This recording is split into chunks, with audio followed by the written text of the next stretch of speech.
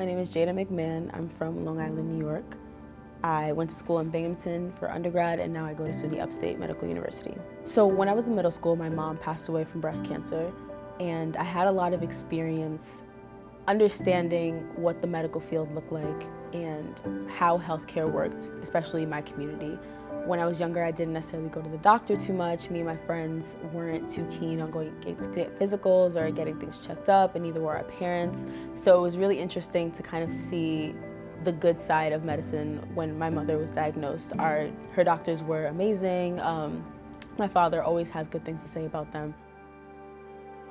So after that experience, when I went to high school, I took AP Bio, and my teacher was really adamant about us going into STEM. I had a guidance counselor, Dr. Dorsonville, who knew about the Congress, and he signed me up. He was really instrumental in making sure that if I wanted to try to pursue a path in medicine, that I had all the tools that I could to try to spark that energy inside of me. I had never been to DC. My father was willing to take me, so we went down, and I was communicating with my guidance counselor the whole time, and he was really excited for me to learn things. I was a senior in high school at the time, so it was a really pivotal point for me to choose, where I wanted to go to school. So he really put me on that path.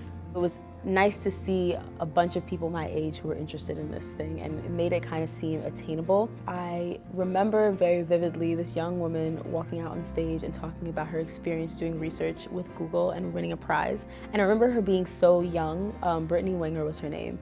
And I couldn't believe that someone who was so close in age to me was able to do such an amazing piece of science. I was inspired to push myself while I was young, and I didn't think that people who were 16, 17, 18 were in these spaces of science where they're getting national prizes and recognition and speaking at congresses of thousands of people. I couldn't even imagine doing that at 17. So I think it really inspired me to go for my passions while I was young, really start being serious about the decisions that I was making and the choices that I was making and the places that I was trying to get myself into. So the Congress kind of helped me see, there are people, at least my age, people who I identify with, just on a personality level, who are doing this, and it's not just a stuffy, oh, you're a doctor and whatever.